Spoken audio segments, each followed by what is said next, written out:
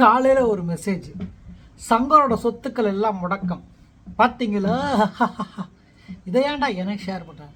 நீங்கள் தானே Indian two போட்ட சூப்பர்னு சொன்னீங்கோ அப்படின்னு. என்னடா இப்படி உன் மண்டையை காட்டுறியே அப்படின்ற உங்கள் ஃபீலிங் எனக்கு புரியுது. ஆனால் அந்த பொண்ணுக்கு மட்டும் 10 கோடி வியூ போச்சு. உங்களை அவமானப்படுத்தினா அதை பிரகடனப்படுத்தலாமா கூடாதா? டே 21 செட்டு கடவுளே, எதுவும் ஆயிடக்கூடாது. ஓடியாங்க ஓடியாங்க சோறு ஓடாங்க ஓடியாங்க ஓடியாங்க ஓடியாங்க ஓடியாங்க சோறு ஓடாங்க ஓடியாங்க ஓடியாங்க ஓடியாங்க ஓடியாங்க சோறு ஓடாங்க ஓடியாங்க. ஹாய் மக்களே,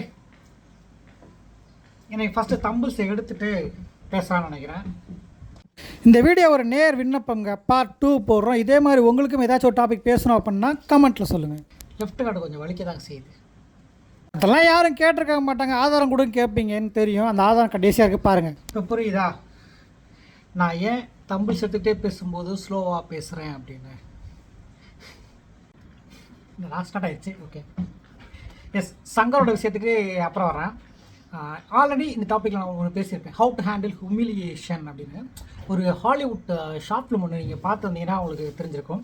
ஒரு ப்ரொஃபஸர் உள்ளே போவார். உள்ளே போனதுமே ஒரு பொண்ணை, நீங்கள் கிளாஸில் இருக்கக்கூடாது, கெட் அவுட் அப்படின்னு பேர் கேட்பாரு, உங்கள் பேர் என்ன, நைஸ் நேம் சொல்லிட்டு கெட் அவுட் அப்படின்னு. அந்த பொண்ணு ஏன் எதுக்குன்னு கேட்கும். அதெல்லாம் கிடையாது, நீ இருந்தால் இந்த கிளாஸ் நடக்காது, நான் கிளம்புறேன்னு சொல்லும்போது அந்த பொண்ணு நான் கிளம்புறேன்னு எழுந்துச்சு போயிடும். போனதுக்கப்புறம் அவர் கேட்பாரு, உங்கள் யாருக்குமே ஏன் அந்த பொண்ணை நான் வெளியே கேட்கணும்னு தோணல? அதாவது எழுத போகும்போது 2 செகண்ட் வெயிட் பண்ணுவார், சப்தம் அப்படியே அமைதியாக இருக்கும். திரும்பி இந்த கேள்வி கேட்கும்போது ஒருத்தர் மூஞ்சில் கூட ஈடாது, பேடு பார்ப்பாங்க.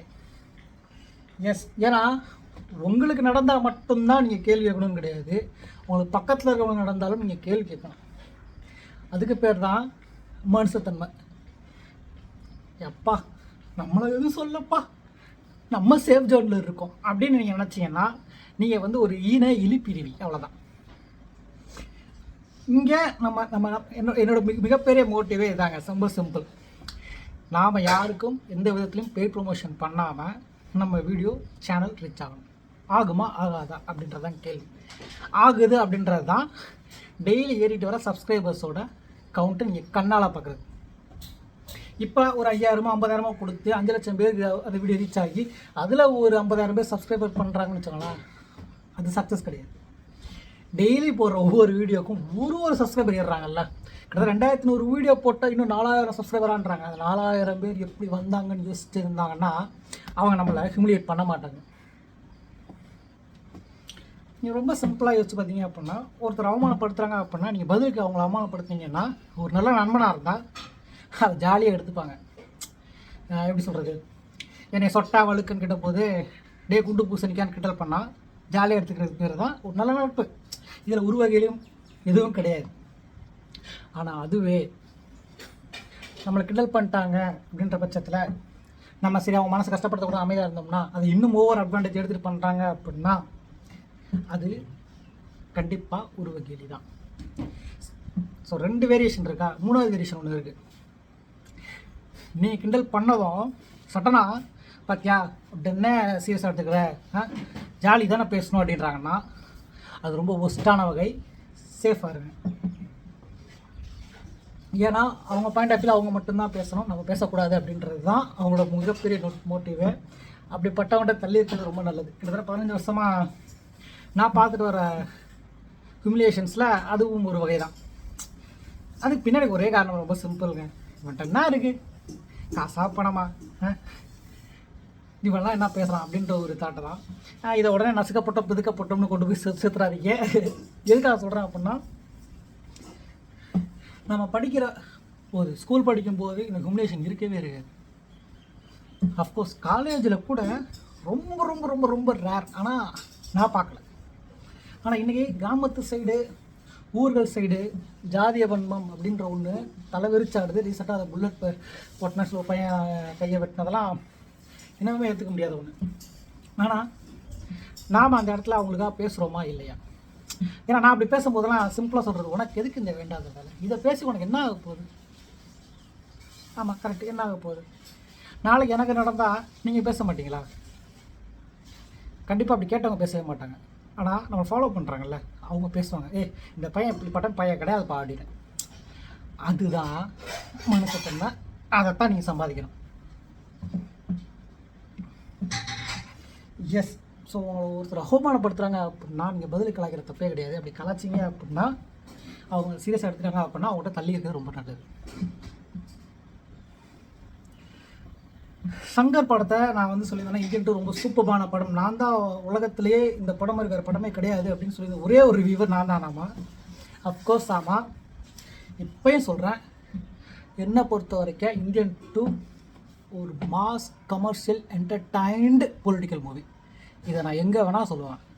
உங்களுக்கு படத்தோட ஆங்கிள் புரியலை அப்படின்றத விட நீங்கள் படத்தோட ஆங்கிளுக்கு அடாப்ட் ஆகலை, ஏற்றுக்க தயாராக இல்லை அப்படின்றத உண்மை. ஏன்னா படத்தில் இந்தியனில் தலைவர் பேசினது எல்லாமே லஞ்சம் வாங்கின அதிகாரிகள், அரசியல்வாதிகள். ஆனால் இந்தியன் 2ல் அது கிடையாது. உண்மையிலே இந்தியன் 2 கிளைமேக்ஸ் உங்களுக்கு புரிஞ்சிருந்துச்சு அப்படின்னா நீங்கள் அப்படி பேச மாட்டீங்க. நான் இப்போ வரைக்கும் அந்த கிளைமேக்ஸ் ரிவீல் பண்ணதுக்கு காரணம் இந்தியன் 3 வரணும், வரும்போது பேசணும் அப்படின்றதான். ஏன்னா நம்ம மக்கள் எல்லாருமே நான் சொன்ன மாதிரி 90% மக்கள் நல்ல மக்கள் தான். அவங்க அந்த படத்தை எப்படி பார்க்குறாங்கன்றதை பொறுத்த இருக்கு. ஆனால் இந்த 10% பேர் இருக்கானுங்கல்ல, முதல் நாள் போயிட்டு கலாச்சாரங்கள்ல இன்றைக்கும் கலாச்சிக்கிட்டு இருக்காங்கல்ல, அவங்களாம் 90% மக்களை பார்க்க விடாமல் பண்ணது தான் அவங்களுக்கு வெற்றி நினச்சிட்ருக்கான். ஆனால் இந்தியன் 3 வரும்போது நீங்கள் ஒரு விஷயத்தை கவனிப்பீங்க, இந்தியன் 2 மேலே வச்ச கரையை யார் வச்சாங்களோ அவங்க அடித்து தும்சம் பட்டு மிச்சம் 90% மக்கள் இந்தியன் 2 நல்ல படம்னு சொல்லுவாங்க. அதில் எனக்கு முழு நம்பிக்கை இருக்குது. நான் இப்போ கூட ஒன்றும் இல்லை, சிம்பிளாக அது என்ன ஆங்கிள், அது எந்த வேரியேஷன், அது எப்படி காட்டினாங்க அப்படின்றத சொல்கிறது ரொம்ப நேரம் ஆகுது. நான் சொல்லும்போது கூட எனக்கு கிண்டல் பண்ணிக்காக நீங்கள் முட்டு கொடுக்குறீங்க அப்படின்னு. புரியலை. ஒருத்தர் நேர்மையாக ஒரு விஷயத்துக்கு சப்போர்ட் பண்ணும்போது, அதுவும் நேர்மையான விஷயத்துக்கு சப்போர்ட் பண்ணும்போது அது எப்படி முட்டை ஆகும் அப்படின்னு யோசிச்சு பார்த்தா இங்கே அதுதான். ஒருத்தன் வந்து சரக்கு அடிக்காமல் டெய்லி எக்ஸசைஸ் பண்ணுங்கள், டெய்லி ஃபுட் சாப்பிடுங்க, டெய்லி ஆரோக்கியமாக சாப்பிடுங்க, உடம்பு நல்லா ஆரோக்கியமாக இருக்கும், பல 100 வருஷம் நீங்கள் நல்லா ஹெல்த்தியாக இருக்கலாம், உங்கள் குடும்பமும் ஆரோக்கியமாக இருக்கும்னு சொன்னால் கேட்க மாட்டாங்க. இதுவே ஒரு ஹீரோ ஃபஸ்ட்டாக ஃபுல்லாக நல்லா குடிச்சு மட்டையாகி கிளைமேக்ஸ் இன்டர்வலில் 4 பேரை காவு வாங்கி அதன் மூலமாக அவருக்கு ஐயோ உணர்ச்சி கட்டணும், அதன் மூலமாக அவருக்கு வந்து ரோசை வந்து பண்ணுடா அப்படின்னு பாட்டை போட்டு சொன்னால் நம்ம தலைவரே சொல்லிட்டாருப்பா இனிமேல் குடிக்கக்கூடாது. இதுவே ஃபஸ்ட்டாக ஃபுல்லாக தற்கூரியாக படிக்காமல் கிளாஸை கட் அடிச்சுட்டு ரவுடி மாதிரி பந்தாவாக சுற்றிட்டு செகண்ட் ஹாஃபில் நேர்மையாக வாழ்ந்தால் தான் மன நிம்மதியோடு வாழ முடியும். இல்லாட்டி அந்த வாழ்க்கை அவங்களை குத்தி காட்டிக்கிட்டே இருக்கும்னு மேலே ஏறிவான்னு சொன்னாதான் அது நல்ல கமர்ஷியல். இதுவே ஒரு நல்லா 95% எடுத்த பையன், நான் 95% எடுத்த எங்கள் அம்மா அப்பா தான் காரணம், நான் சமூகத்துக்கு சேவை செய்ய விரும்புகிறேன், என்ன மாதிரி நீங்களும் படித்து மேலே வரலாம் அப்படின்னு சொன்னால் அது பூமர்.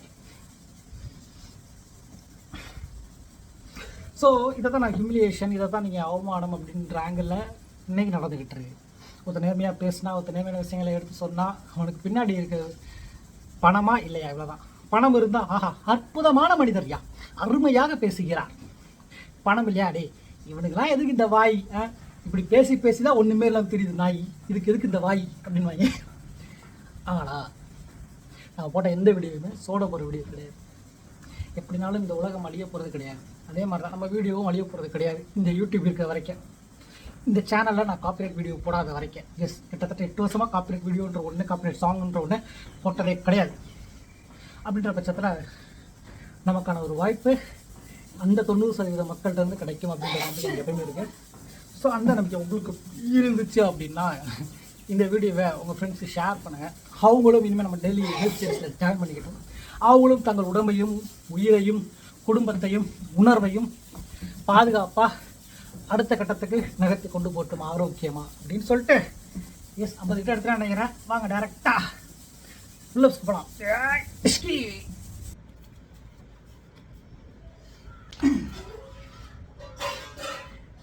ரைட்டு தெரியலையா? ஓகே பரவாயில்ல, ஏதோ தெரியுது. Day 21. என்னடா இப்படி உன் மண்டையை காட்டுறியே அப்படின்ற உங்கள் ஃபீலிங் எனக்கு புரியுது. ஆனால் அந்த பொண்ணுக்கு மட்டும் 10 கோடி வியூ போச்சு. ஆமாம் 28 2ஆவது செட்டு போகலாம், அவசரம் இல்லை. இப்போ தான் தமிழ் செட்டோம், 2வது செட்டு கடவுளே எதுவும் ஆயிடக்கூடாது.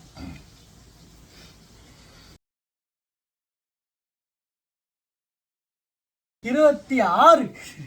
28 ஒரு 26 எவ்வளோ கணக்கு போட்டு கமெண்ட்டில் சொல்லுங்கள். நாளைக்கு டேட் 22ல் பார்க்கலாம்.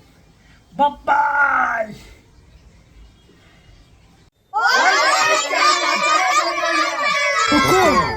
टाइगर का हुक्म।